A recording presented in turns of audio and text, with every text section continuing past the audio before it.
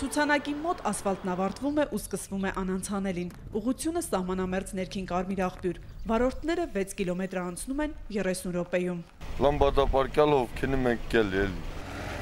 Ճանապարհը ամեն տարի խճապատում հարթեցնում են, բայց անձրևը խիճը մաքրում, փոսերը բացում է եւ սահմանապահ գյուղ տանող ճանապարհը կրկին հնարավոր չի լինում անցնել։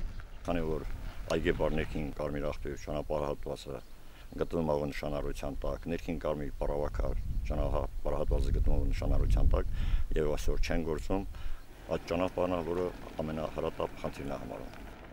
Վարորդները գտել են ելքը, շրջանցիկը այգեպարով է, ադրբեջանական Ալիբեյլեին մոտ հակառակորդի նշանառության տակ, բայց անհամեմատ բարեկարգ։ Մոտ 2 կիլոմետր խճապատված է, ոչ բոլորը, բայց քանի որ այգեպարից բերջ ճանապարհատվածը ասֆալտապատված է, ուղևորները ավելի շատ նախընտրում են այդ շրջանցիկ ճանապարհը։ Հանրապետության ղեկավարի Տավուշ աշխատանքային այցի ժամանակ գյուղապետ Կամենդատյանը ներկայացրել է խնդիրը։ Նախագահի հանձնարարությամբ մասնագետները տեղում ուսումնասիրել են հաշվարկել 370 միլիոն դրամով հնարավոր կլինի նորոգել ճանապարհը։